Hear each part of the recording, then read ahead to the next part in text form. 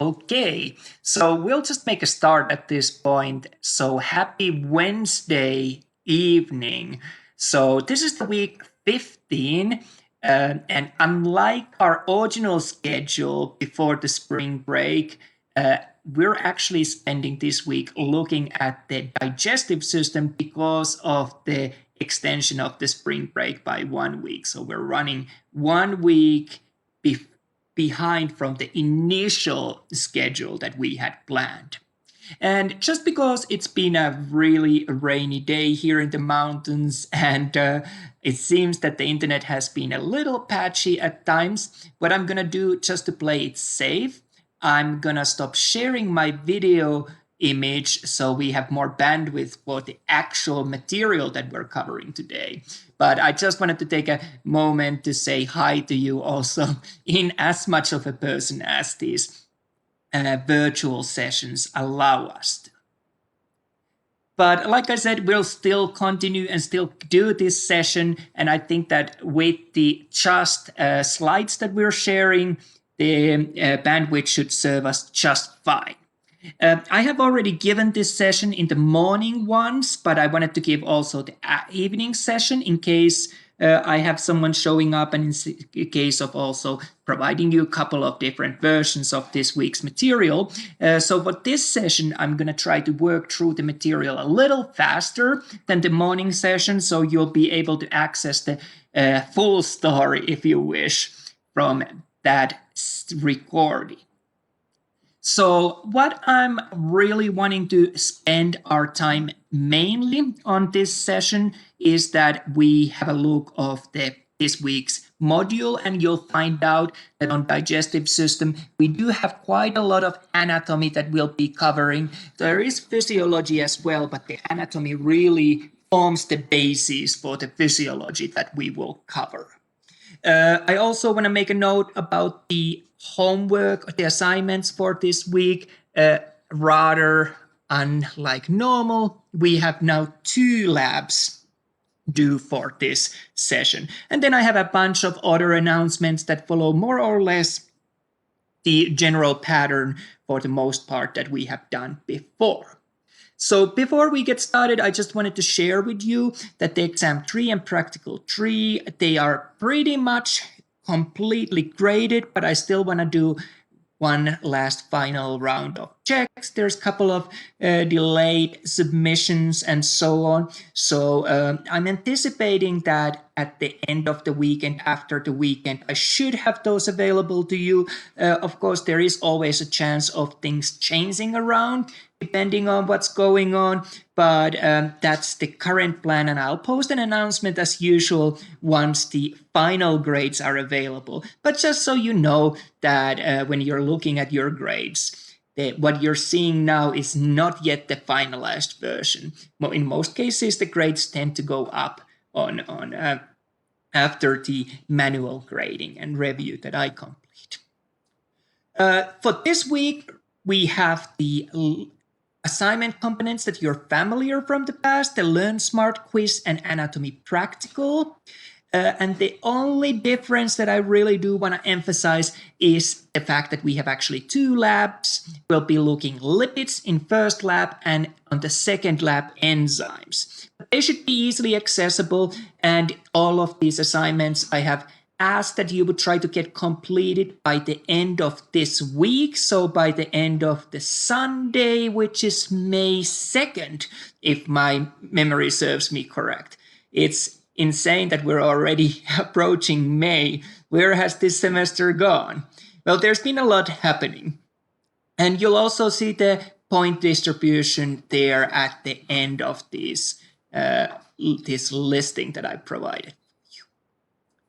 So what I'm going to do now, I'm just simply going to jump in to the condensed version of slides of the digestive system and some of the most important key points to be aware of that. But of course, you have the full story, all of the detailed explanation available through the full lecture videos that have been uploaded to the Canvas for your convenience. So if you bear with me for a second, we're just going to change the views.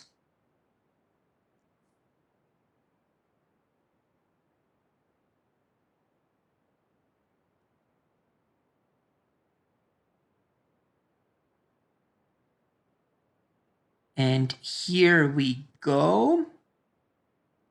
You should be about now able to see my screen for the material on the digestive system.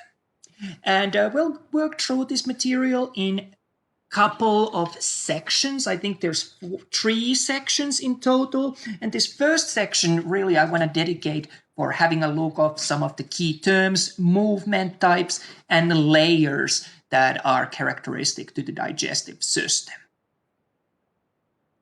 So you might remember this formula from our previous discussions. And on those discussions, what we saw was especially our interest was on the respiration that helped us to get the oxygen in and rid of the carbon dioxide in form of a bicarbonate, and then the urinary system where we eliminated hydrogen ions, and then of course we had the cardiovascular system where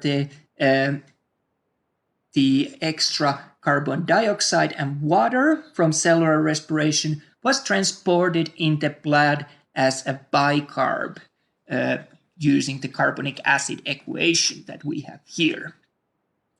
So really this part of this formula is what we're focusing on today.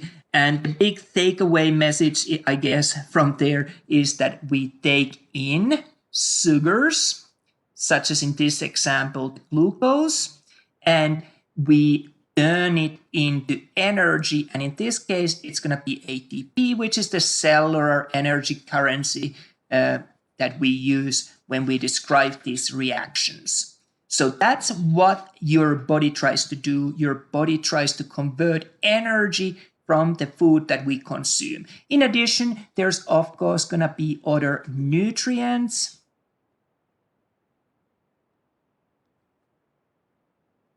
that we get from our diet as well. But what you'll notice is that the energy production is tied in with this releasing the nutrients, making them available for the body processes that we might want to achieve. So really, if we are looking at the digestive system, there's 4 main functions that I want us to focus on. So the first one is obviously we start with taking the food in. So that's an important role, important function of the digestive system. The next 2, breaking the food into smaller components. So taking those macromolecules, which we see here, and breaking them into smaller sized chemical components. That's an important second function for the digestive system. And then we need to absorb these molecules, these smaller chemical components that we produced. Usually this is to the bloodstream. It can be also to the lymphatic system, as you saw with the larger dietary lipids, dietary fats that we might have that are too large to enter the bloodstream, and so on. And of course, the fourth function that we see is this elimination of any material that we cannot use in the body. So we need to get rid of that as well. So those are the 4 main functions.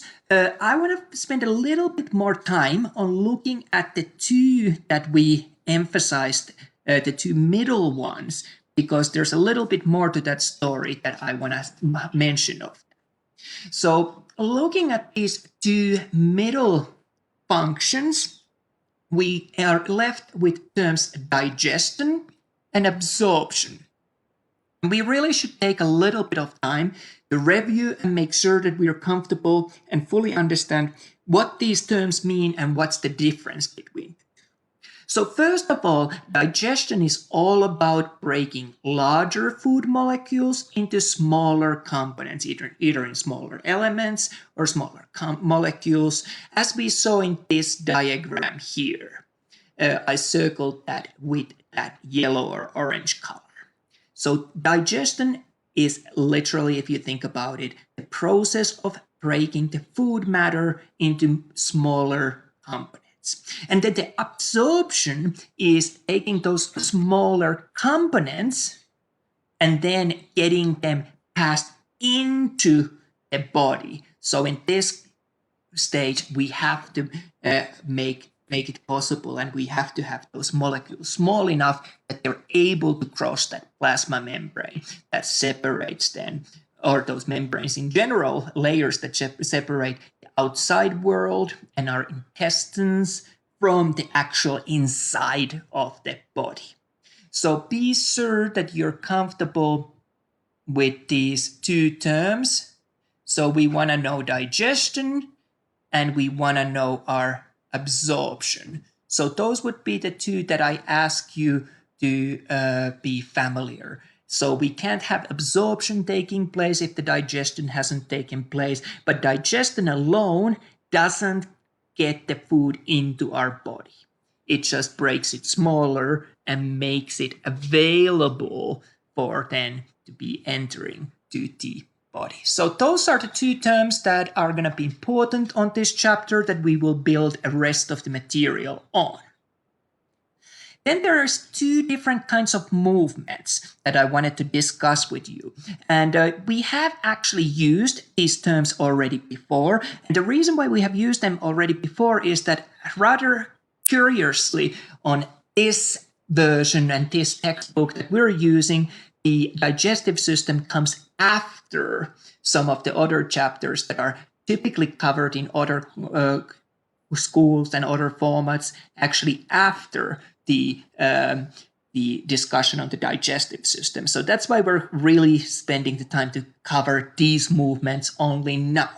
And the first of these movement types that I wanted us to look at is known as peristalsis. And when you think about peristalsis, the good way to think of it is that that is a contraction of the muscles on a tube-like structure or on a tube that allows the material to move along this tract.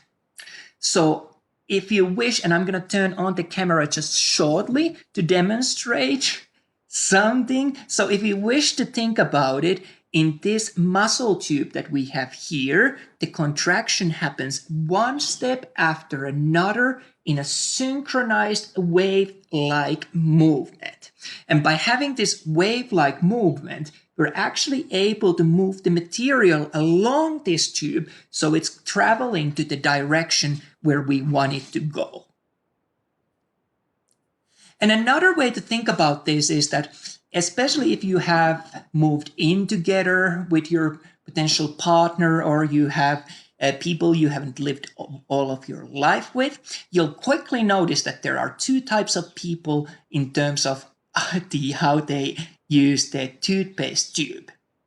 The first type of people that would be comparable to this peristalsis that we're talking about are the people who squeeze the toothpaste out of the tube starting from the very end and systematically push it onwards towards the part where the toothpaste comes out so that it proceeds in a wave-like movement, and we empty the distal part, the end part of the toothpaste tube first before other parts. So that's the peristalsis. The big key point of there is that the material moves to a certain direction in a systematic wave-like manner, thanks to these contractions of this muscle wall of this tube. The second type of movement that we want to talk about is going to be segmentation. And in segmentation, there's not really movement as such to any direction. There might be a little bit of the material moving back and forth, but overall, it's not going to move drastically to any direction. What segmentation does instead, it's all about mixing the food, and there can be some mechanical breaking, squeezing of the matter as well. So that contributes to that breakdown of the content that we're seeing. So, and again, I'm going to turn on the video. Unlike in the peristalsis where we had this wave-like movement. What we see in segmentation is that random parts of this muscle tube contract at random places. So there's not really any synchronized contraction. And because there's no synchronized contraction, it means that the material really overall doesn't move drastically. There might be a little movement, but mainly it's just mixing and breaking process that we end up seeing. And again, if we think of this example of two types of people based on the toothpaste, how did we use toothpaste tube? But we'll notice that then there are these people that rather than starting from the end of the tube, just grab it from somewhere and squeeze until something comes out from the other end. So this would be comparable to segmentation. So it's not really moving materials in a synchronized manner, but simply mixing and breaking the contents that we see there. So that is kind of a good foundation for us to move our attention to discuss the digestive tract as a whole. And what we'll notice is that digestive tract is about 8 meters long, continuous tube that starts from the mouth and ends then, of course, at the other end. And let me just jump back. I didn't mean to leave the view there. Let's get our tools. That looks better. And throughout that tube, what we end up seeing is that some parts are thicker, some parts are thinner, but overall it is one continuous tube.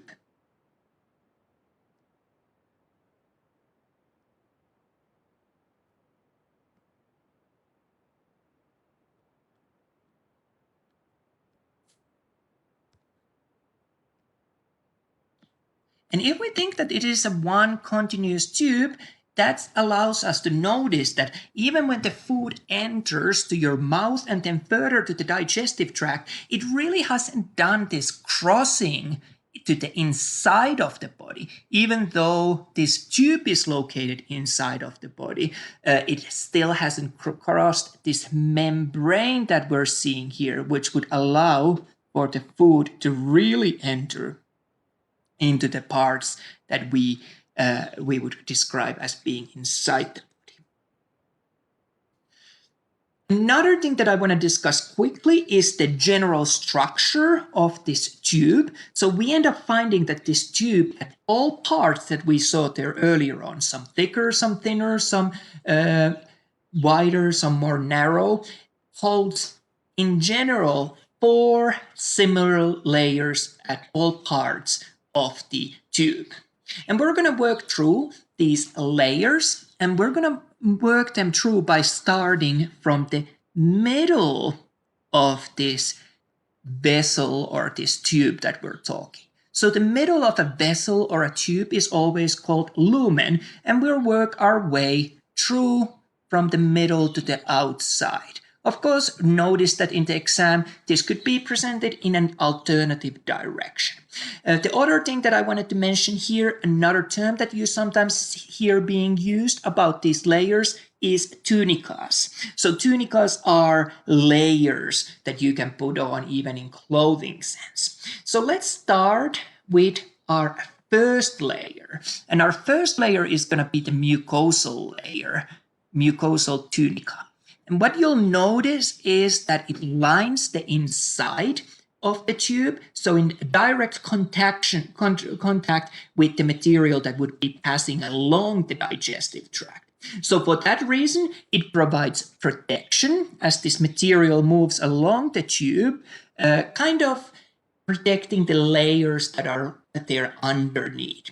In addition, there can be secretions through the mucosal layer to the contents of this tube. And of course, there can also be some absorption, so taking materials in through this layer to the body, as we saw earlier. The second layer that we're going to talk about is actually going to be named kind of, I think, in an easy way to work and follow along, it's named sub-mucosa. And sub-mucosa literally means, if you translate it, a layer that's below the mucosa. So let's have a look of that a little bit.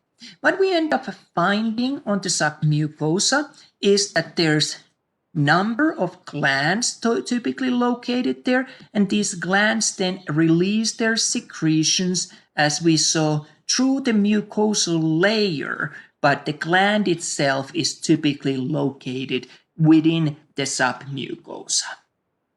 Other thing that we'll notice that's quite rich in number within this layer, the submucosal layer, is especially the blood vessels that come in.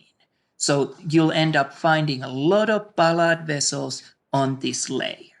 Another thing that we end up finding in great numbers is also nerves that come in and supply this submucosal layer. So these tell us that they are responsible for regulating the digestion. The next layer, or set of layers if you wish, that we will pay attention is going to be the muscular layer or layers. So these are layers made of smooth muscle, and typically we end up finding two of them in this digestive tract. The inner one being circular and outer one being longitudinal. And let's just have a look of what I mean by those by turning on the camera once again so we can see the concept. So this inner layer of the muscular layer really is wrapping around, if this is the tube, it wraps around that tube, so it allows to make the diameter of the tube smaller or larger. It can be also, if you think of the peristalsis, it can contribute to that wave-like movement, or it can also contribute to that segmentation that we saw, where the movement doesn't really happen, but mixing and breaking the material. Well, the outer layer, which we see now on here, is going to be the longitudinal layer. So if this was our tube, these fibers run along the long distance of this tube, and in this way it can shorter or lengthen the tube at different parts. And there is a possibility that in one specific part of the body and of the digestive tract, we see this third kind of a layer. This is known as oblique layer, and that's found in stomach. And the reason for that is that in the stomach, we try to do as much mixing movement as possible. So if you have here, if you think of your circular layer, let's say that this is the tube going this way, and you have here your longitudinal layer following the line of the vessel, and these were the inner circular. The oblique layer is not going to align with either one of these, but it's going to run in a kind of an angle to both. So it gives us one more way of adding more mixing movement to the contents of the stomach. And the final layer that we're going to finish off with, looking at these layers of the digestive tract, is going to be called serosa. And serosa is connective tissue, and it serves for the purpose of anchoring this digestive tract tube to the site wherever we want to anchor it and ensure that it stays on its place. The next concept that I want to mention quickly is gonna return to something that you might vaguely remember from when you covered various body cavities, for example. And this is all to do with peritoneum. So peritoneum is this serous membrane that lines the abdominal cavity. And let me change the pointer here, and you'll notice here with the red line how it lines the entire abdominal cavity. And of course, we then have this blue line also that separates it even further. And there's a specific part here that I want to have a look with you of the peritoneum that's important in terms of the names that we'll use. And this is going to be the greater omentum. Greater omentum is this fold-like structure that covers most of the anterior surface of the abdominal cavity if you do end up dissecting down to there, to the following the direction of this arrow layer by layer going down. So then you would end up seeing something like this serous membrane where we have also adipose tissue attached. So you probably would end up cutting it off following this line here. Let's get the pen up again. Following this line here, or you could simply make it loose and fold it up so that you have a better view underneath to the structures laying underneath. But that's a very prominent, very clear anatomical landmark as you dissect to the cavity. So the reason why the peritoneum is important and why I wanted to take a little bit of time to talk about that is that you might also remember that we discussed various structures in relation to the peritoneum. So we could have structures that were retroperitoneal. This means that they were located behind it. So for example, here we could have our kidneys located. Kidneys are a good example of retroperitoneal structures, and we just had a look of them in our previous chapters. The other kind of structures that we might have, they might be intraperitoneal. That means that they are within, inside the peritoneal layers or the space enclosed by the peritoneum. And the final one that I want to mention is gonna be, for example, subperitoneal, which would mean, of course, that it's below peritoneum. A good example of that would be, for example, the bladder, which is going to be located underneath this peritoneal layer that we see here. So a really useful structure to know, especially in terms of the nomenclature that we might use as we refer other structures in relation to this. And here we jump back to where I was actually already going to jump earlier on. So I took a little bit of a break and gave us time to catch up. So what we see here is the two branches of the autonomic nervous system. You might remember that from when you covered the nervous system and different branches of it. And the two branches of the autonomic nervous system are, of course, our sympathetic and parasympathetic branches. And we're focusing now on this parasympathetic branch, where you see that that's the time when your digestive system is mainly active. So if we have parasympathetic nervous system innervation going on, that means that the digestive system is especially active. One way how we kind of memorize the parasympathetic nervous system branch was this description of it as a rest and digest system. So this would be what happens after you've had a big meal and you sit down, say after Thanksgiving meal, and all of the blood is not all, but a significant portion of the blood is directed to the gut so that it's available there as digestion is a process and absorption is actively taking place, so the blood can pick up those energy and nutrients that are released within the digestive tract. Of course, the sympathetic branch of the autonomic nervous system, we knew that as fight or flight system. And during this one, we were focusing our resources on staying alive, fighting for our survival. So the digestive system was not active once this branch was activated.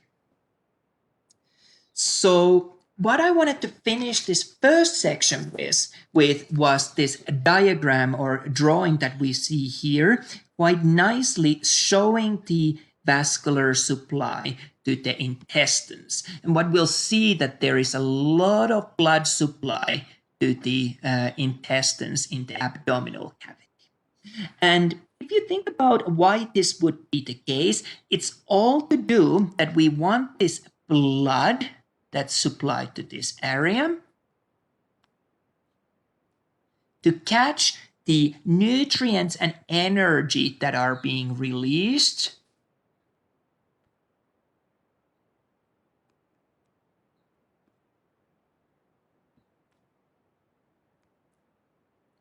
Let's correct that. Sometimes my screen becomes overly sensitive.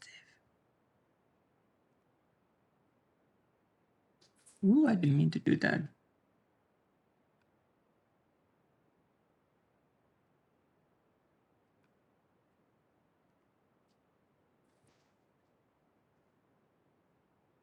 And the other noteworthy thing is that all of this blood from the abdominal area, from the digestive system, is directed to the liver. So all this blood passes first through the liver. And the question is that why would this be the case? Why doesn't it just continue to all over the body? Why do we want to direct the blood first to the liver? Well, that has to do with the fact that we want to store the energy that we have available. What happens in the body is that most body tissues and body organs of the body are actually greedy, and they don't have self-control, if you wish to call it that. If they get a bunch of energy available all of a sudden, they will just go ahead and burn it off, do its job, and go crazy, have a night on the town that now we have a lot of energy resources. Let's use them away. So the liver is really there to kind of store and catch that energy before the blood continues to the other places of the body. And when needed, it can be then released in response to need for the extra energy.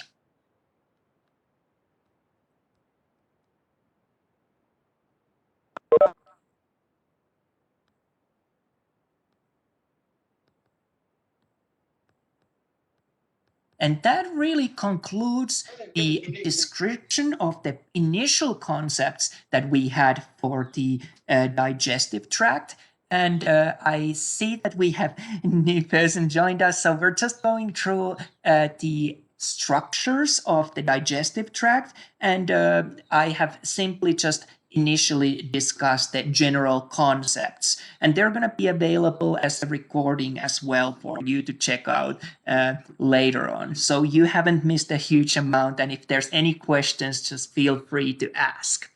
And on that note, I'm going to continue now by talking a little bit about the oral cavity, pharynx, esophagus, and stomach. So we're going to start with the first several structures that actually make up the digestive tract, now that we have a good command of the general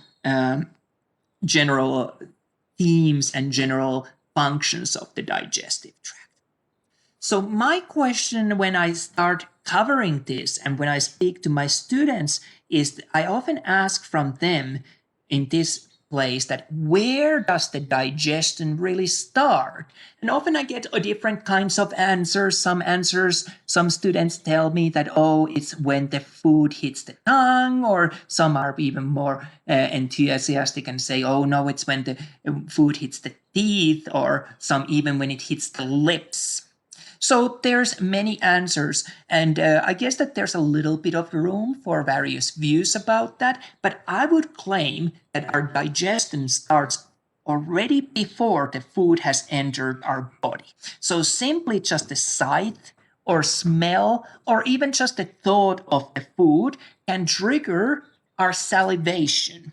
And saliva contains various digestive enzymes, such as the salivary amylase, which is responsible for breaking down starch. So really, one could say that digestion starts even before the food has actually entered into your mouth. And I have spent a lot of my time in teaching world working with dentistry students and on forensic field as well, forensic dentistry. So I have very much of a tendency of getting carried away with this section. So I'll try to do my best to keep my focus and keep this rather short. So we're going to start with the mouth cavity. Often you will end up seeing that the mouth cavity is referred as the oral cavity, or sometimes also as a buccal cavity. So if you see either one of these being used, we're still talking about the same thing. And if we think of that, why mouth is such an important structure for, well, we see this taking in the food as the first and foremost function that I've listed there. But of course, mouth and oral cavity plays a role in our communication as well through production of the speech. And we have this vast screening of the food that enters to the mouth. So there's a lot of sensory reception going on. We want to make sure that the food feels, tastes, and has a texture of what it should be. Even the scent kicks in here. So we want to screen that before the food actually enters to our body. Is it edible? Is it in good enough of a shape, good enough condition? So that's what the functions that I have listed there for the mouth would be a good list. And I also want to list now the different borders or boundaries of the oral cavity or our mouth. So most anteriorly, we have our lips, of course. So they form the front boundary. If you didn't have lips, the food would just simply fall out of the oral cavity. Laterally, on the sides, we have cheeks, and unfortunately, it's not that visible on this picture, but think of this on the sides. If you wouldn't have cheeks, again, the food would simply sneak out, fall out of our mouth. More superiorly, we end up seeing the palate. And we had more anteriorly the hard palate. That's because we have there the bone within this palate, and then posteriorly the soft palate, and eventually uvula, because there's no longer that bone, it's simply just soft tissues. So that forms the roof of the more oral cavity. And then inferiorly, the mouth is, and boundary of the mouth is formed by our tongue. And we'll talk about tongue a little bit in few moments time, but notice that it is much larger structure than often we end up thinking. So mouth and is taken, significant portion of the mouth is taken by the tongue. And finally, posteriorly, the boundary for the mouth is formed by our oropharynx. So you remember when we talked about the pharynx, it had three different parts, naso, oro, and laryngopharynx. So it is going to be the oropharynx, the middle one of those, that forms the boundary of the mouth on the backside. So now that we have looked at through those, there's a couple of more concepts or terms that I want to emphasize. And we're going to start by looking at this term vestibule. So the term vestibule really means, if you want to translate it, it actually stands for a chamber.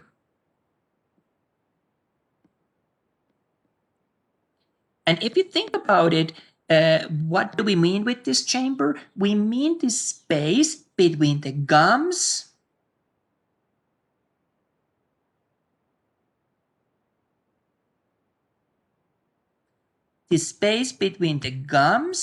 and teeth and the lips and the cheeks. So this space between there is the vestibule. So that's something that you'll end up seeing as a term that's being used, and a useful term to be familiar with. Couple of other things that I want to talk about. Let's have a look of the tongue. So tongue, as we discussed, forms the floor of the mouth. Probably the important thing here to notice is that it is made of the skeletal muscle. So the muscle type that we are already familiar from the past. And actually, tongue is composed of a group of intrinsic and extrinsic muscles. And it is the intrinsic muscles that give the tongue its shape, whereas the extrinsic muscles control the position of the tongue. And what tongue does, it does a lot of moving around the material, gripping, repositioning, mixing, playing in this way portion also in the chewing, so positioning the food so it can be broken down. An important term, and we'll see this term being used quite a few times, and it's going to be important to follow the correct usage of the correct term. Tongue contributes when we are forming the bolus. So once you have food in your mouth and there's been mechanical breaking of the food, and it gets mixed with saliva, we no longer talk about the food, we talk about bolus that has been formed. So this is this nice, compact, more of a sticking together structure of food that's also a little bit more liquidy, so it's easier to swallow thanks to the saliva that's added there. Tongue also plays role in initiating the swallowing by pushing the food or the bolus to the back of the mouth, and it also has a role, of course, in the speech production, and not to forget the taste sensation. From the tongue, I want to highlight the term papillae. Papillae are these small, rounded projections on the surface of the tongue, and you'll see that there's a bunch of different kinds. The next term that I want us to be familiar with is frenulum. Frenulum refers to these small folds or ridges that you see, one underneath the tongue and one in this vestibule, so space between the gums and the lip on the inferior part of the mouth, and one would be also at the anterior part of the mouth, so at the top. It just simply didn't fit into this picture that I used here. The next one that we see here is something that you're probably familiar with. So the uvula, this hanging projection, continuation of the soft palate that we see. And often on these courses that we go through, we talk about normal and healthy individuals. So I wanted to mix it up a little bit and show one clinical oddity, if you wish.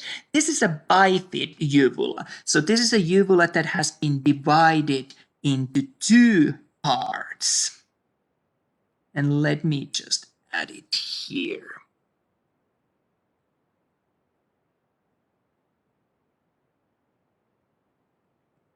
What causes the bifid uvula? That's during the development, there's not complete fusion, and it can be often associated with some of the more serious consequences of the fusion not having been completed in other parts of the head, for example, as well. So things such as cleft plate and so on. The next thing that I want to talk about is that I want to spend a little bit of time addressing the salivary glands. So saliva serves many purposes for us. It cleans the mouth, plays a role in dissolving the chemicals, such as we saw with the salivary amylase. Also moistens the food, the bolus, so we can swallow it nicely, and plays a role also, like we saw with the breakdown of the starch. So that was the salivary amylase. But we have various different kinds of salivary glands. We've got minor salivary glands within the oral cavity, but our focus is going to be on the major extrinsic salivary glands, which are located outside the oral cavity. So we're going to go through those again rather quickly, but so that we have a good review of all of them. And we're going to start with the parotid salivary gland. And how are you going to remember the parotid salivary gland? Well, it's located next to the ear, just above the masseter muscle. And if I think of that, I always try to come up with mnemonics. So I think of the pirates and how pirates have a parrot sitting on their shoulder. So right there where the parrot would be located is where our parotid salivary gland is going to be located.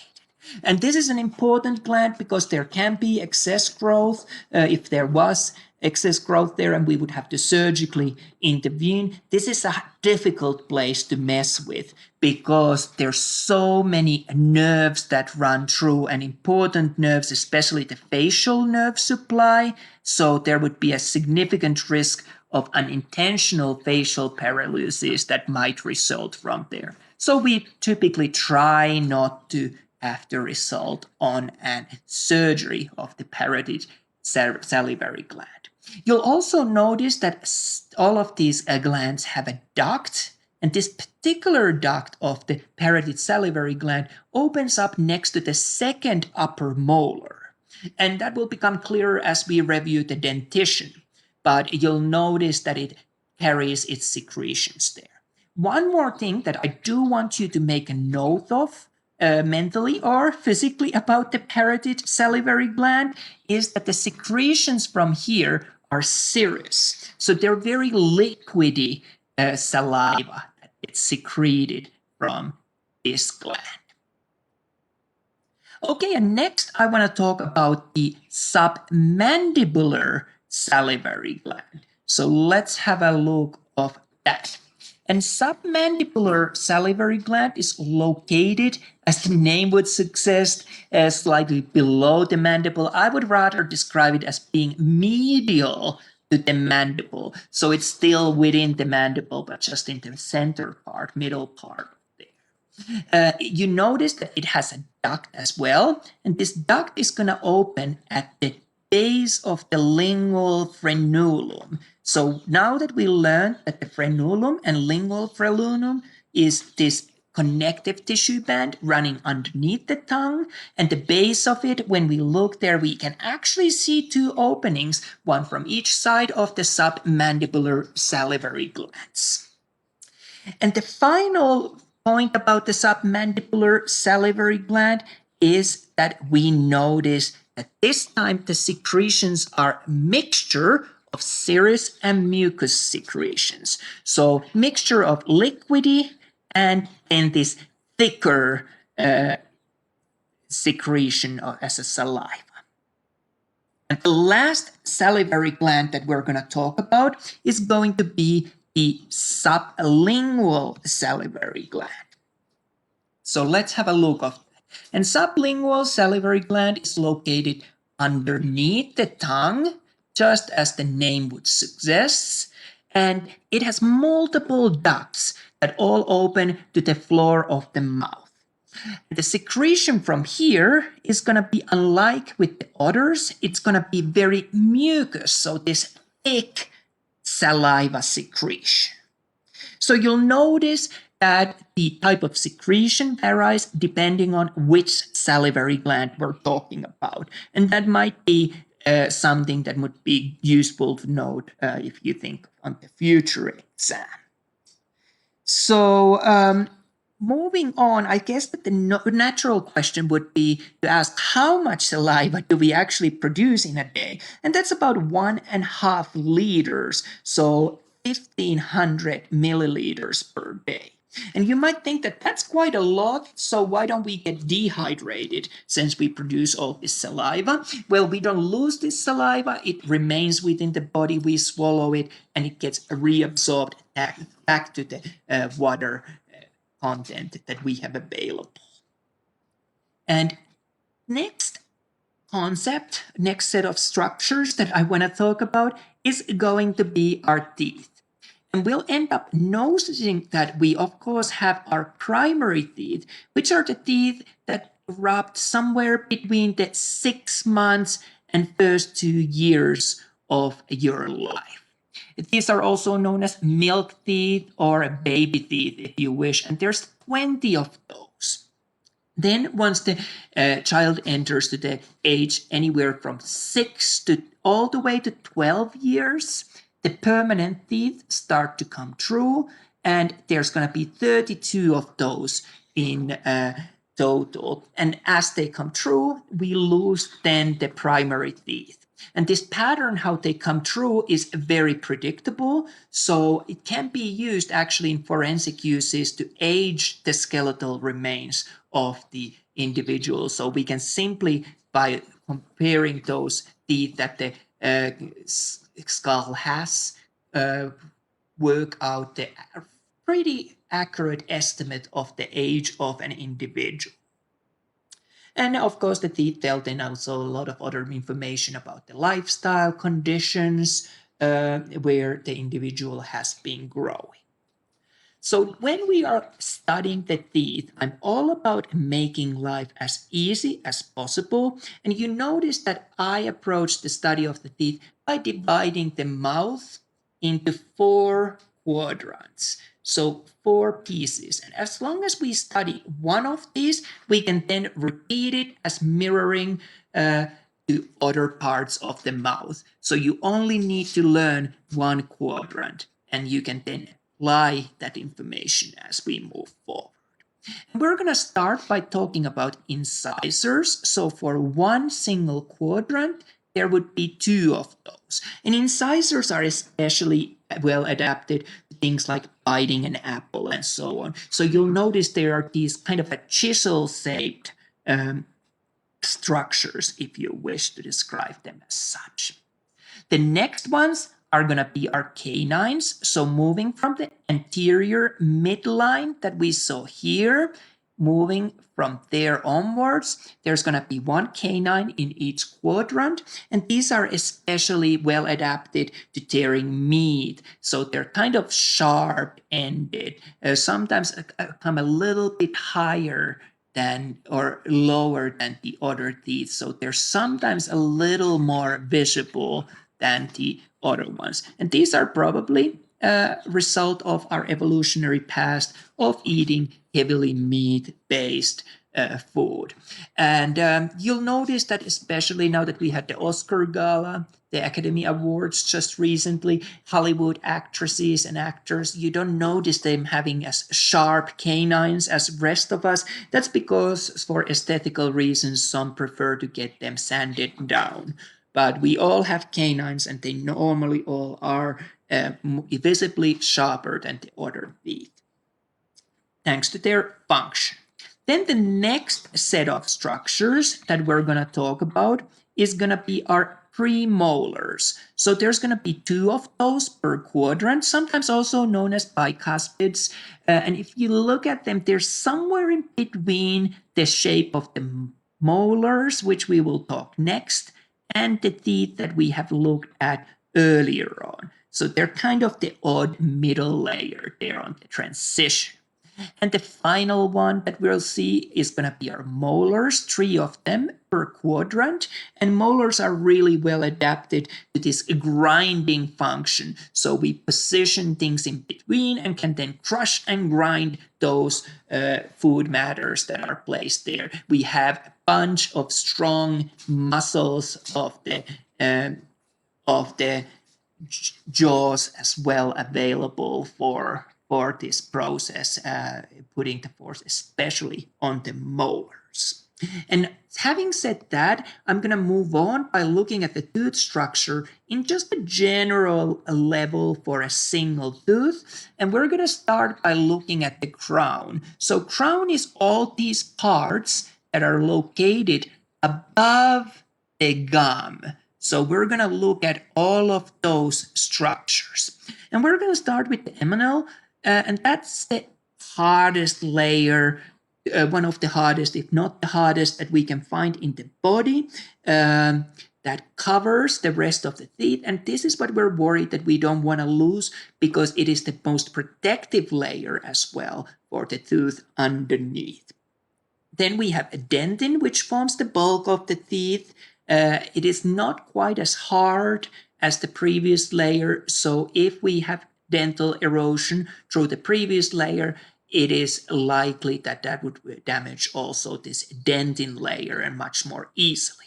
And in the middle, we have our central cavity, where we have a bunch of blood vessels, nerves, and connective tissue located there. And if this dental decay reaches the central cavity, that's when the pain is usually very, very strong. And if you get a root canal done, this is where we would try to get with the needle. We normally would try to desensitize or kill these nerves within the central cavity of the tooth.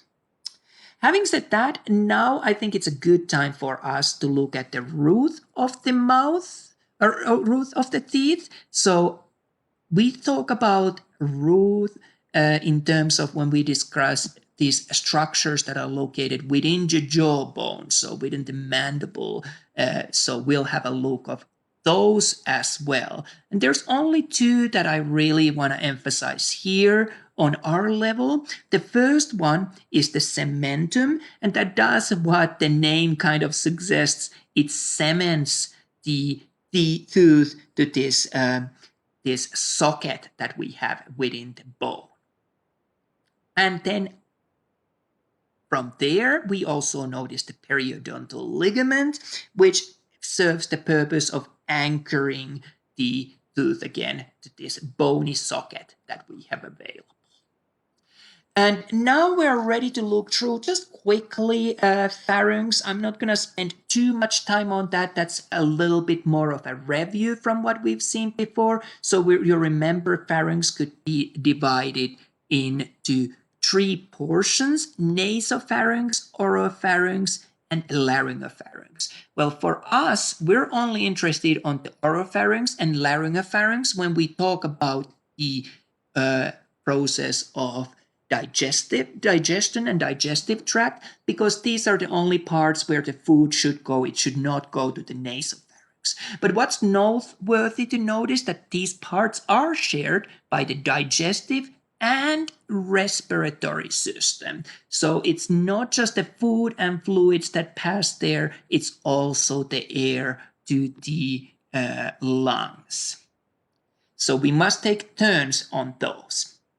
Pharynx is made of stratified squamous epithelium, and there's a bunch of mucus producing glands and two external skeletal muscle layers. And again, we see these longitudinal fibers more inner layer, and outer one being more of this encircling fibers of the muscles. Next, we're going to talk about the oesophagus. And oesophagus is a kind of a funny one, or a difficult one for me to get my head around, just simply because you spell it differently here in America, but we would in UK put an O in front of what you have written there. But I'll try to work with American spelling. So oesophagus is just a muscular tube. It's not much else. There's very little any digestive or absorptive function going on, or there's really none. And it's about 25 centimeters long. And what we notice is that when the food now enters down there, it travels along this tube. Whenever there is no food, oesophagus is actually collapsed. So you remember when we talked about the respiratory system and we talked about the trachea and the C-shaped structure of the trachea? Behind that, we had the oesophagus. And when there's no food in there, it typically just gets squashed closed. Of course, when we have a food passing down, so in this case, it would be the bolus, now that it's mixed with saliva and mechanically broken, it can then extend, open up for the passage of that food. It, of course, pierces the diaphragm, one of the few structures that actually pierce through the diaphragm, this thin muscular sheet that separated the thoracic and abdominal cavity. Others would be our aorta, of course, and inferior vena cava. And it joins the stomach at the cardia, and we'll have a look of that in just a few moments. But before we do, one thing that I want to highlight about the oesophagus is regarding to its character as a muscular tube. It's able to do this peristaltic movement that we talked about, which was this wave-like movement that contributes to the passing of materials. So even if you're standing on your head, or even if you're in space with zero gravity, the food will still move from your mouth to your stomach, thanks to this wave-like movement. So it doesn't have to do as much with gravity moving the food down than this muscular tube. And this muscularity is really the main characteristic of the esophagus. Very little anything else to do with the digestion or other processes such as absorption. Well, again, I want to remind us about this word. I mentioned it just that bolus is the term that we prefer to use when we have the food matter mixed with saliva, and that food matter has been physically a little broken. So we no longer talk about the food passing down the esophagus. It's going to be the bolus. And here we have a really nice microscopic image that has been beautifully stained, and we can actually see this is our esophagus. It's constricted closed since there's nothing passing through it. But the reason why I really like this picture is that we can see all these same layers that we saw for the general structure of the digestive tract. So we see our mucosa, which protected the innermost layer that protected the others. There's no passage of material in case of the esophagus. So normally you remember there were secretions and absorptions, but now that we're talking about esophagus, nothing passes through the mucosal layer. We also see the sub-mucosal layer. This, you remember, was rich with vessels and nerve innervation, so controlling the digestion. And we see the two muscular layers really well here. Remember, it was the peristalsis, this wave-like movement that we saw taking place in esophagus, so moving the food, even against the gravity. The only difference that we see on this microscopic image of the layers of the esophagus is the adventitia rather than serosa that anchors it on its place. And having said that, we're going to talk about the process of swallowing. The proper term for that is deglutition. And you'll notice that it starts with the soft palate and uvula kind of moving up, blocking the food from the nasal cavity, sealing it off. And then the epiglottis closes the trachea, so food doesn't go down there to the lungs. And the throat kind of jumps up to catch the bolus, if you wish. And then it's just the peristalsis that carries the food further.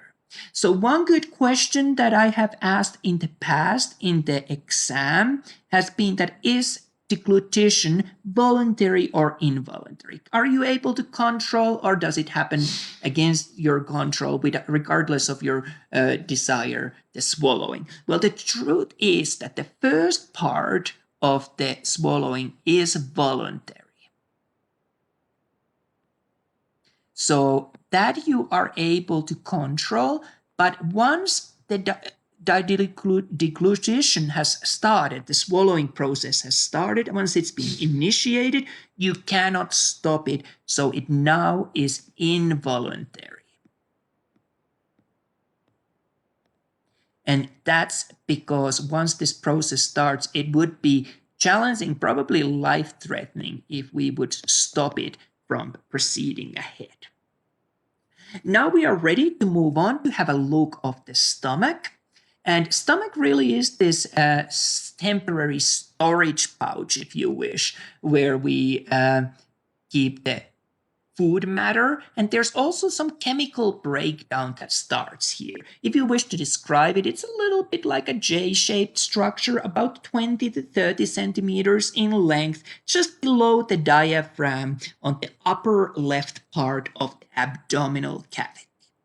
And you remember that it was the bolus that traveled down the esophagus, but now that we reach the stomach, and we are going to add the stomach secretions to this bolus, it's going to become chyme.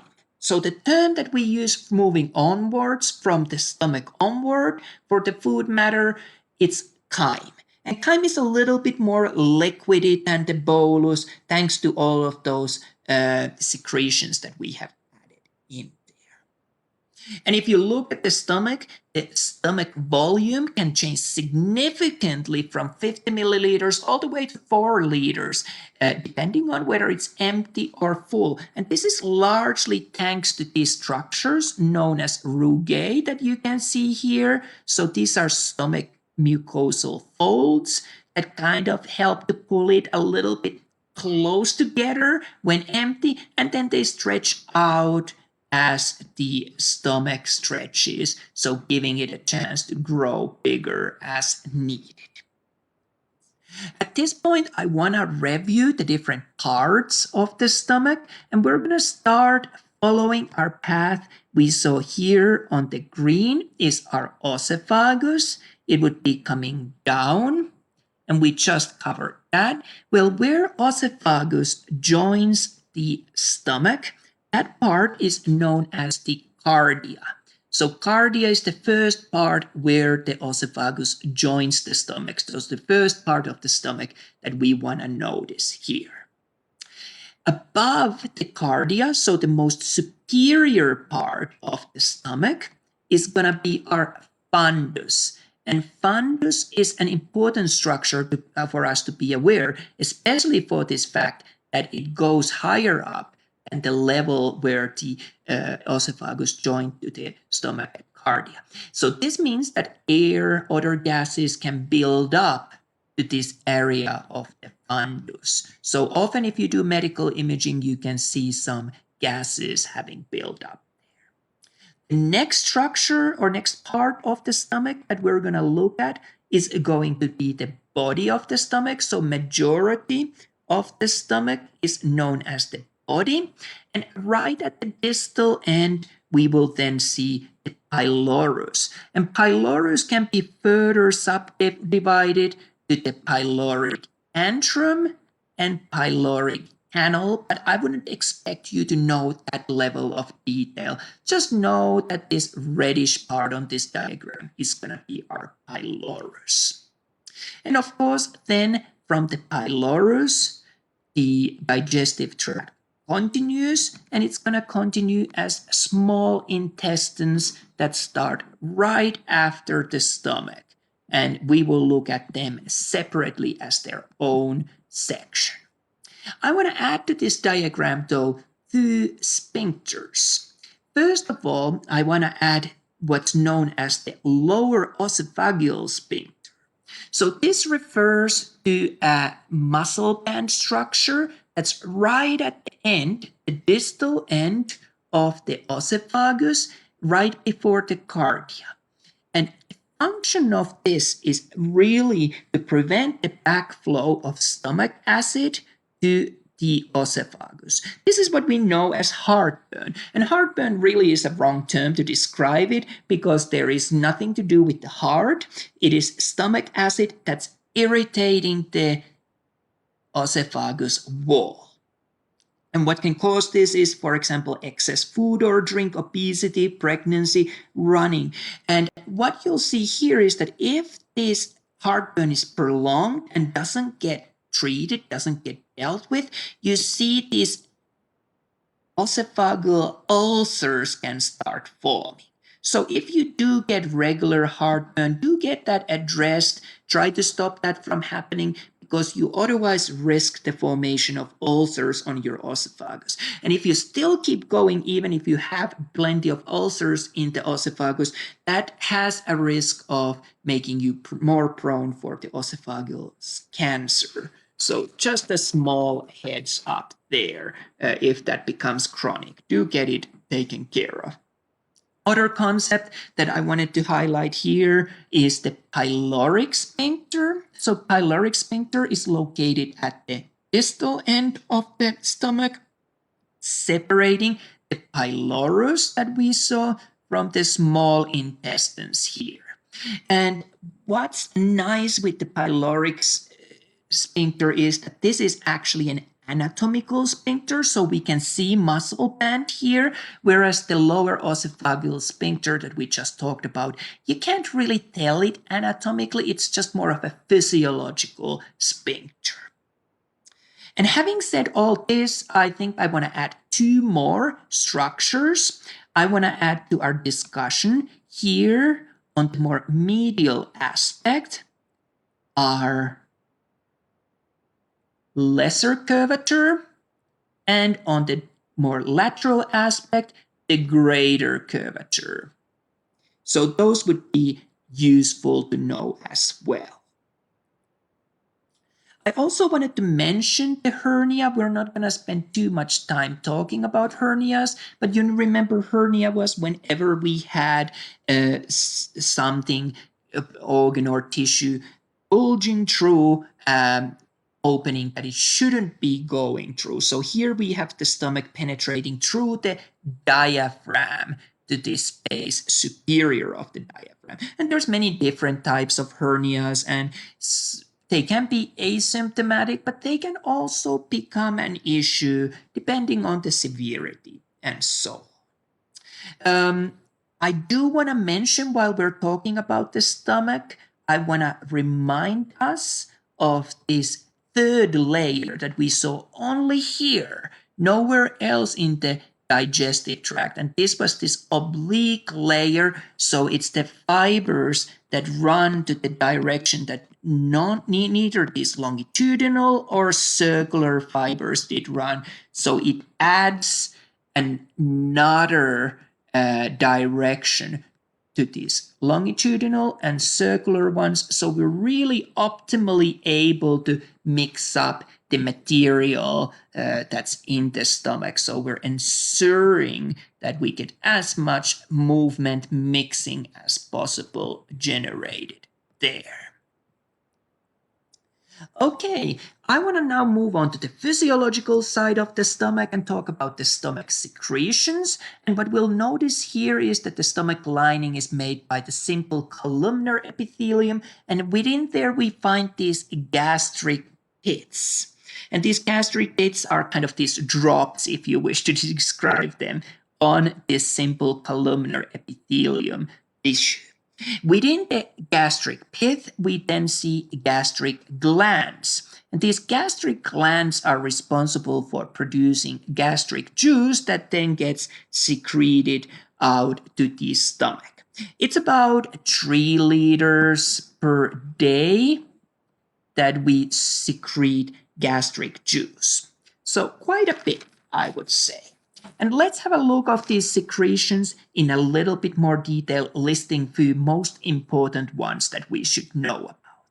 And we're going to start with the pepsinogen. So pepsinogen is secreted by the chief cells.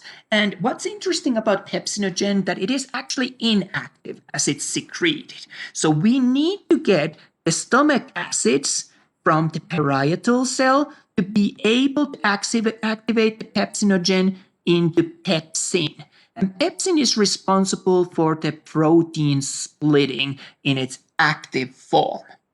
Then we have also the gastric lipase. Lipase, of course, reminds us of the lipids, so fats. It's responsible for the fat splitting, again secreted from the chief cells, but it is not going to be very active and very effective within the stomach because of the pH, the acidity of the stomach contents. So we have to leave the stomach and move on to the small intestines before the gastric lipase fat splitting really starts working. In addition, I wanted to mention 2 more: mucus, which protects the stomach wall, and that's secreted by the goblet cells and the mucus glands within there. So that forms the protective layer so that the stomach wall layer itself is protected. And finally, I wanted to mention also the intrinsic factor, which plays role in vitamin B12 absorption, and that's secreted from the parietal cells.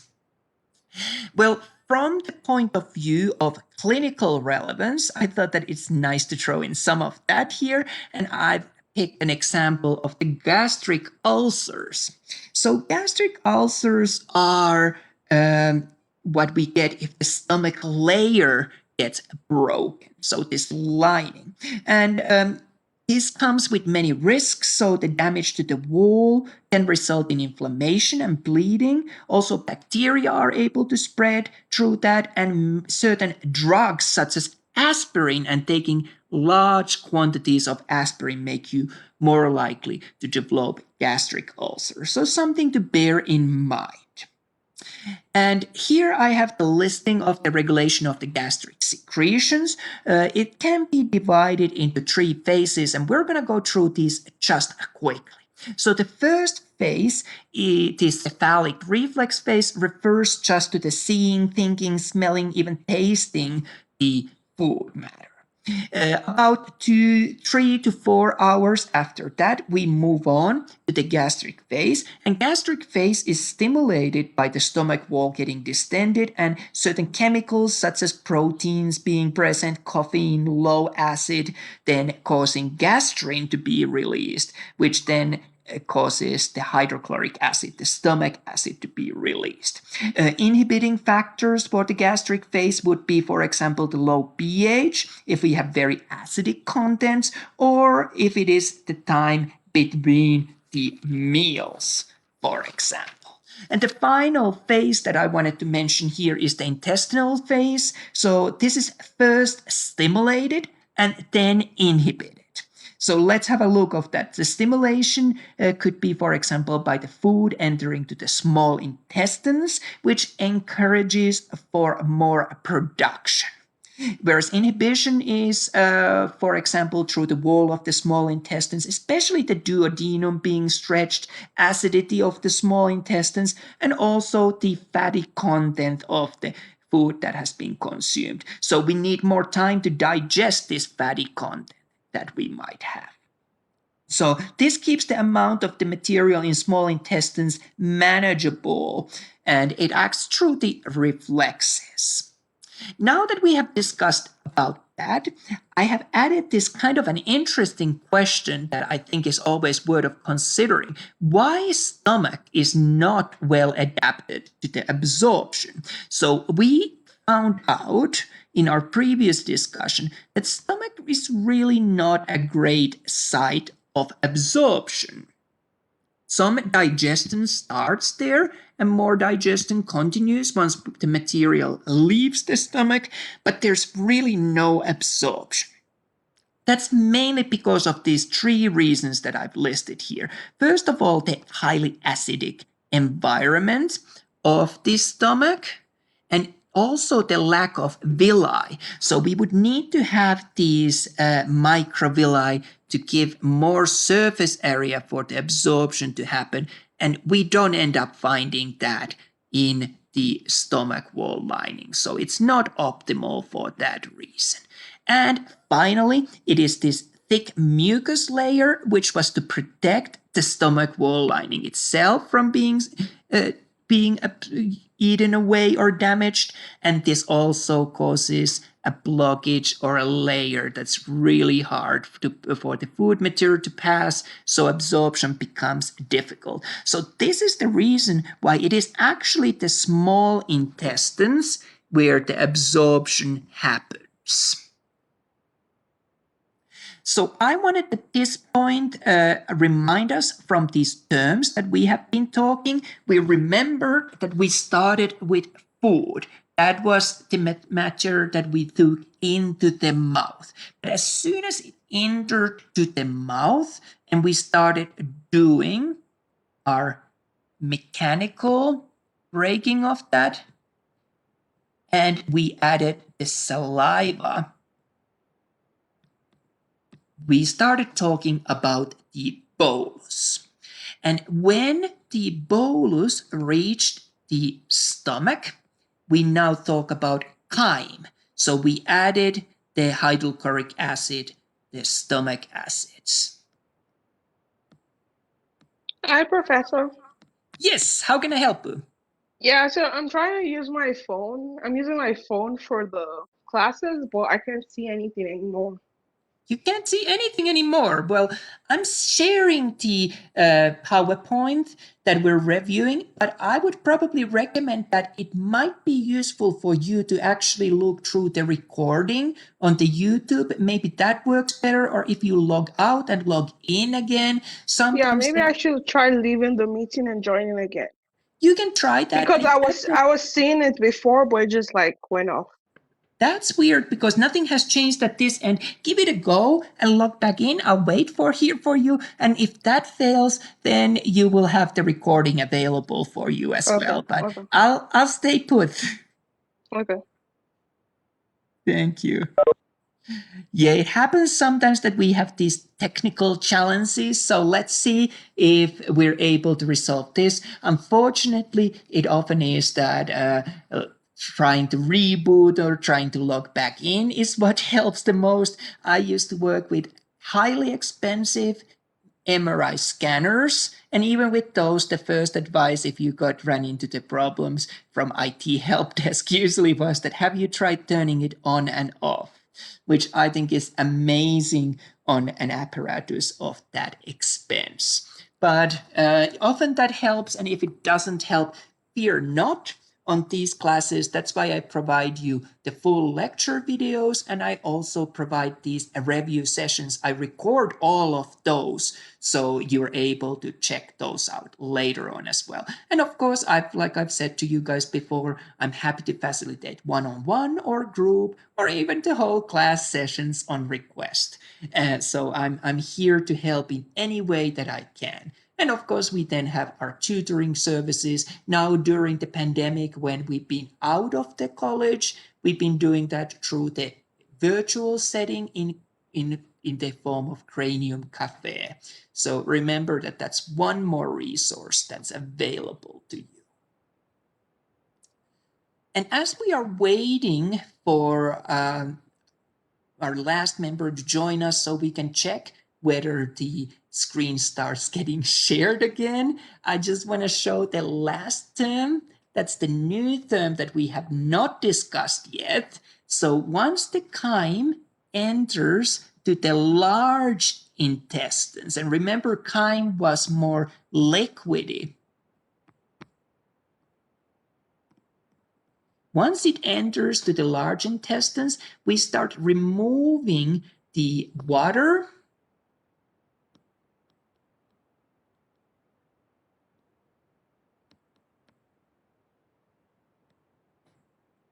and we are left with the matter that cannot be processed. We cannot use that for our purposes, and we are going to eliminate that. So we remove everything that we could use out of that. That's what happens at the large intestines, just recovering the water so we don't lose that much water as we get rid of this material through the feces. So feces are fairly dry in content. And I'm wondering if we are going to be able to have our colleague joining us. If that succeeds, I'll just jump back and do a quick review. In other case, we'll just keep going so that you can return to this as a review. And we're going to talk about the remaining structures of the digestive system, the small and large intestines. And then there's three particular accessory organs, the liver, gallbladder, and pancreas that I want us to look at. Of course, we've seen some other accessory organs as well, such as the salivary glands earlier on. So, what we see after the stomach is that we get to the small intestines. Small intestines are start at the pyloric sphincter, so the sphincter from the pylorus of the stomach and where the small intestines start, and it ends at the ileocecal opening right when we move from the small intestines to the large intestines, and the first part of the large intestines being cecum. So that's where the cecal comes from. Do remember that it is the small intestines that is the main site of digestion and especially absorption that we see happening in the digestive tract. So I want to highlight that there, that remember, this is the business end for the absorption. How are you going to remember the different parts of the small intestines then? Well, for the small intestines, we've got 3 parts, and the good way of remembering them is through a mnemonic of DJ Ill. So a disc jockey that plays really sick music, if you wish. I'm trying to be up to the trend with these expressions. So if that helps you to remember, go for it. If you have something else that helps you to remember, absolutely go with that. So let's have a look of the 3 parts of the small intestines. And the first part of the small intestines that we will see is going to be called duodenum. So duodenum is about 25 centimeters long, first part of the small intestines, right after here from the stomach, from the pyloric sphincter, and it forms this curvature curving around the pancreas. And we'll see some of these ducts there, and we'll talk about those later on. The next part of the small intestines that we're going to talk about is going to be jejunum, about 2.5 meters in length. And then after that, we get to the ileum, which is about 3.6 meters in length. Ileum ends then at the large intestines at the ileocecal valve, as we saw here at the transition site. Often I get students asking where can I tell where the jejunum and ileum chains, and it is not anatomically distinct chaining spot. It is just, you can think of just something that's not a clear transition zone there. If we look at the small intestines were excellent for the absorption especially, and that's because there is a large surface area there. So that makes the absorption so efficient. And the absorption, thanks to this large surface area, is possible because we have a lot of these circular folds, and within the circular folds, we've got villi that then have also microvilli. So all this adds to the surface area that we have for the small intestines. In fact, if you think of the surface area of the small intestines, they cover, if they would be laid out flat, about a size of a tennis court, so significant amount of area. Some secretions from the small intestines that I wanted to mention are, for example, mucus from the goblet cells, the peptidase that break the peptides into amino acids. Then we have a group of sucrase, maltase, and lactase, which all break disaccharides into monosaccharides. And finally, the lipase that we saw involved with breaking the fats into fatty acid and glycerol. Of course, there's many hormones that also work here as well. And I don't know if we're going to have our peer joining us, so we're just going to continue this review session, and we're going to look at now large intestines. So we have covered all of these small intestines, which, if you wish to think about them, they often can be imagined as forming the middle part of the abdominal cavity here, whereas the large intestines forms this frame, if you wish, around it. So that's one way to describe it or think of it.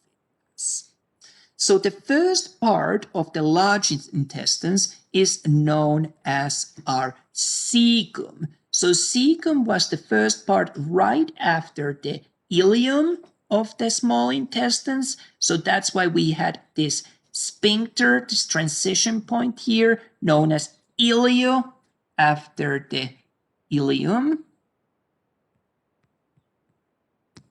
and cecal after the cecum. So ileocecal sphincter separated these two.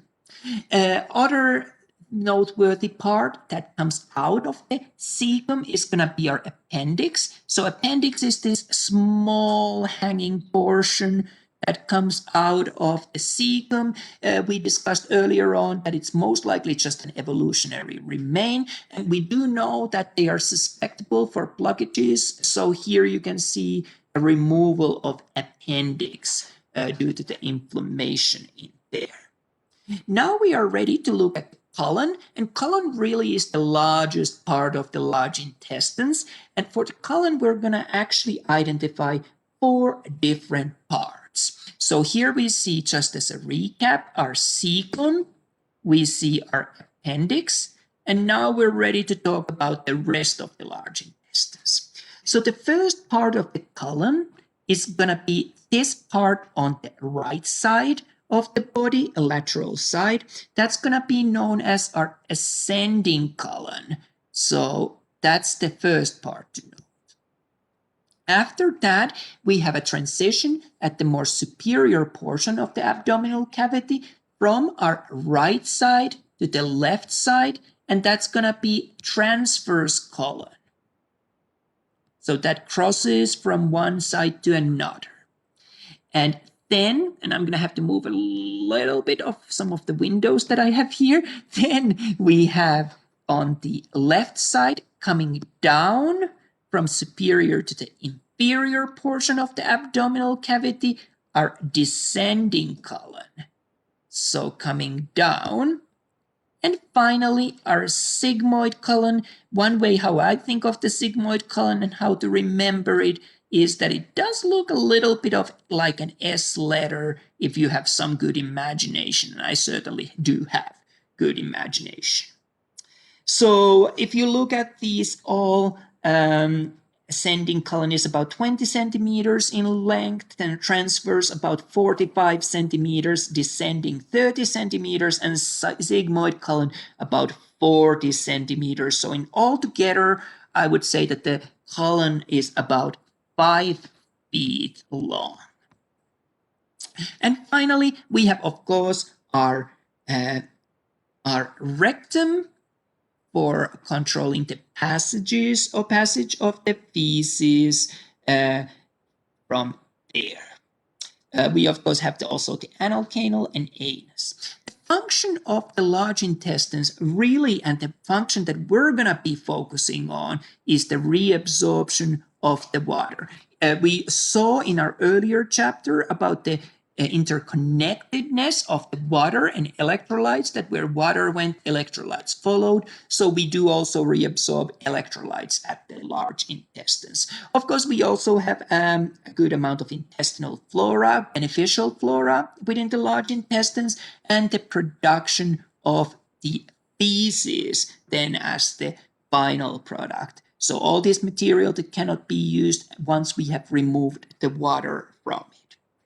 So this leaves us only to talk about 3 important accessory organs, and I want to spend a little bit of time on this. We won't go into too much of a detail, but I think it's important for the sake of completedness. So we'll start with the liver. And liver is really the largest gland in your body, located at the upper right abdominal quadrant, just below the diaphragm. So liver has a rich blood supply, like we saw earlier on, from the intestines. So all the blood that comes in there serves the purpose of storing the energy, which would otherwise just be burned off as it becomes available for the body. Liver has a bunch of functions, and I once tried to list all of those, and I think I got to about 100, and then I realized that I have a life to go back to, so I never finished that, but there's a lot.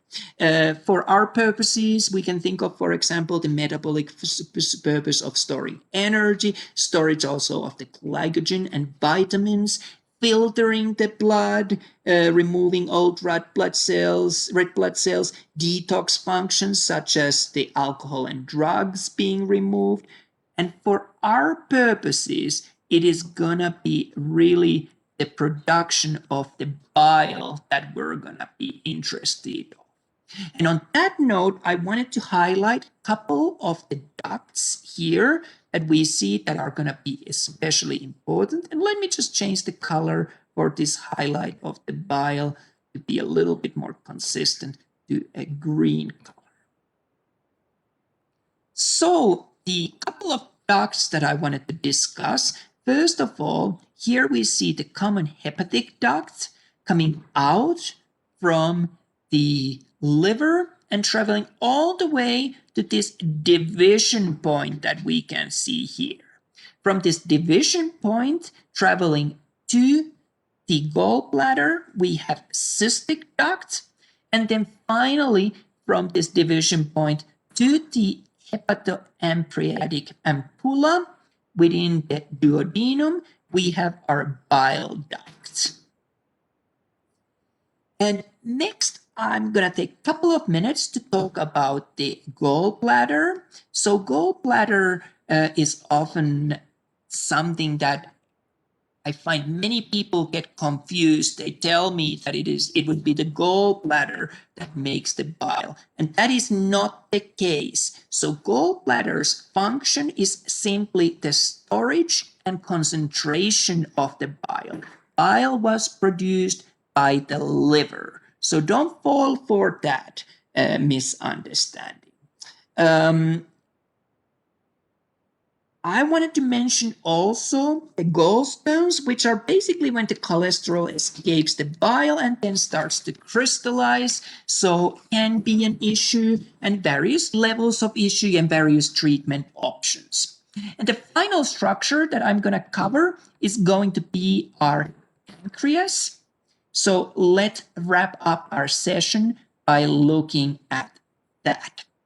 So pancreas is, if you want to locate it, retroperitoneal, located at this greater curvature of the stomach, and duodenum is arching around it, around the head of the pancreas. The tail points to where the spleen would be then located. And we're going to be especially interested on the exocrine function of the pancreas. We have talked about the endocrine function when we started this semester by looking at the hormones, and of course there the insulin and production of the glucagon were important for us. But now for the exocrine function, it is the production of the pancreatic juice that we're most interested on. So pancreatic juice is the most complete digestive secretion that we produce in the digestive system, and that gets released then through the pancreatic ducts and through the hepatopancreatic ampulla that's shared with the then connection to the gallbladder and liver. So that's a nice picture there to show the hepatopancreatic ampulla as well.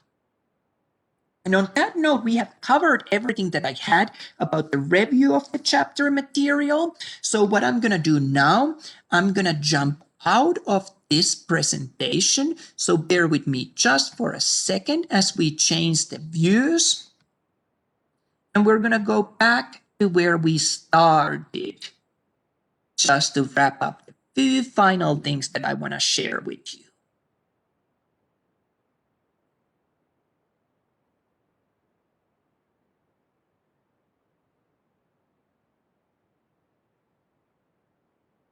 And this looks promising, so let's get back to sharing the screen. And I think we got here last time. So we have now covered the key points of the digestive system, and we're ready to wrap up. So I wanted to mention that some students at this point of the semester end up finding that their Connect access is about to expire. So for that reason, I did give all of these assignments ahead of the time, so you can work through those if you see that that time is approaching, especially since our semester was extended by 1 week. But if for some reason you would end up finding yourself having lost the connect access, do get in touch with me. I will then come up with an alternative assignment. I would not expect you at this point of the semester to buy a new access code, but hopefully it doesn't come to that. But if it does, there's always a solution. I also wanted to say that I am happy to facilitate retaking assignments, and this also goes for the exams and practicals. What I need you to do is to message me directly with specific details of what assignment, what exam, what practical it is, because otherwise it's going to be really hard for me to figure it out, and it might take longer for you to hear back from me. Finally, I know that at this point, students are already thinking of the finals week. So for the finals week, we will be completing a little bit of a project. In that project, you get to look at any clinical condition topic that we covered or some systems interactions as it relates to the material that we have covered. And then you can present what you find out in any way that you prefer. Most students end up doing a poster, but it could be a presentation, essay, or for all I care, an interpretive dance performance, if that's your way to do that. But all of these points from the finals project count as extra credit towards your overall grade. So it's definitely worth of giving it a go. And I will release the details and exact assignment soon. So don't start working on it yet. Just kind of keep that at the back of your mind. I'm not expecting you to spend a significant amount of time on this project. This is doable during the finals week. I would say in about 4 to 6, maybe 8 hours, depending on how much effort you want to put, depending on then how much you want your overall score to go upwards if there's a certain final grade that you're aiming for.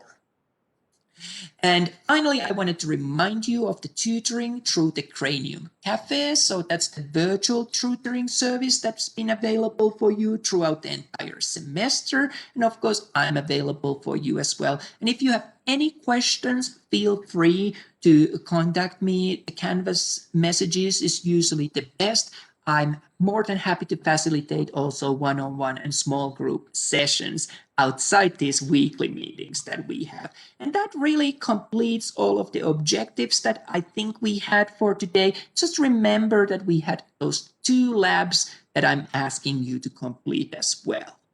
So on that note, I'm going to thank you for having joined me on this session, and I'm going to wish you a very good evening, good night, and good rest of the week. Remember, I'm here to help you. My goal is to make sure that you all can succeed to the best of what you want, what you are aiming for. And if you are committed to succeed, I'm committed to make sure that you have all the tools and options to succeed. So remember, I'm here to work with you, and I'm here to make sure that you can do as well as you possibly want.